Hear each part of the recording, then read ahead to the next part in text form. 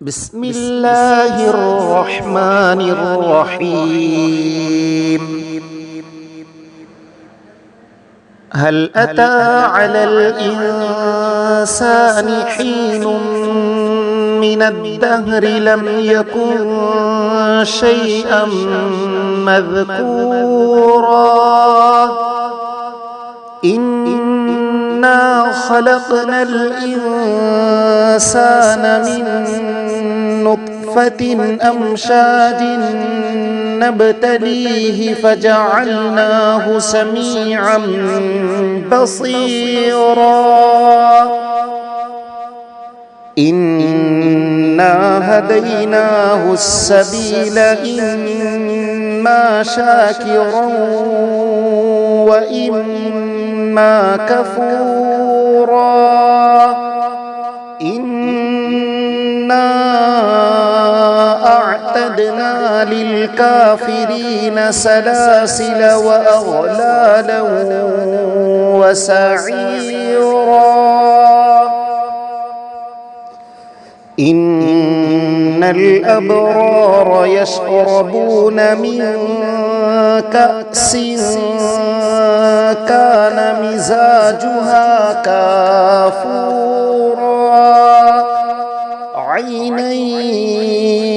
يشرب بها عباد الله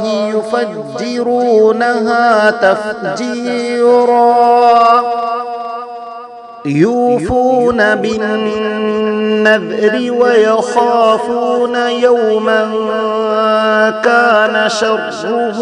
مستطيرا ويطعمون الطعام على حبه مسكينا ويتيما وأسيرا إنما نطعمكم لوجه الله لا نريد منكم جزاء ولا شكورا إنا نخاف من ربنا يوما عبوسا قمطريرا فوقاهم الله شر ذلك اليوم ولقاهم نضرة وسرورا وجزاهم بما صبروا جنة وحريرا متكئين فيها على الأرائك لا يرون فيها شمسا ولا زمهريرا ودانية عليهم ظلالها وذللت قطوفها تظليلا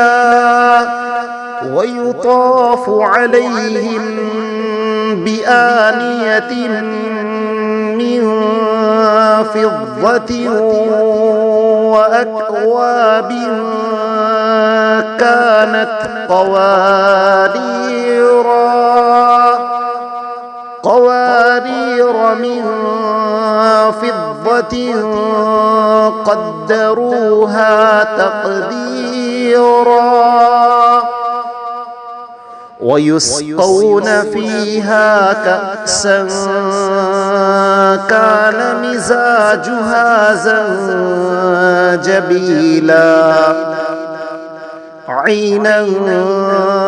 فيها تسمى سلسبيلا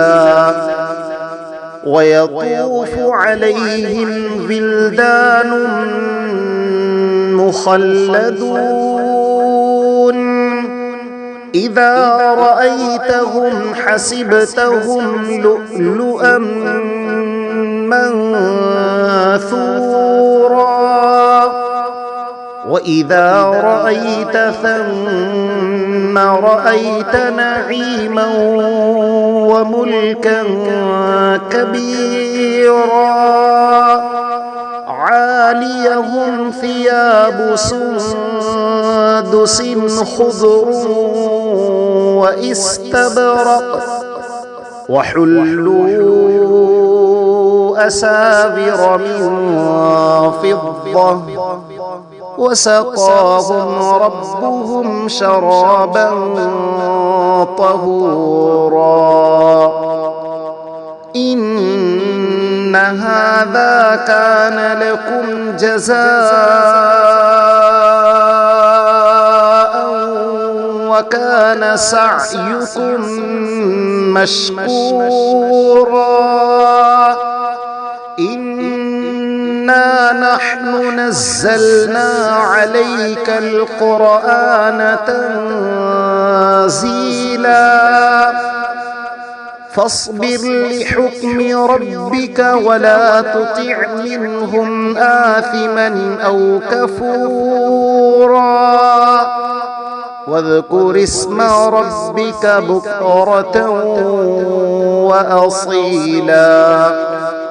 ومن الليل فاسجد له وسبحه ليلا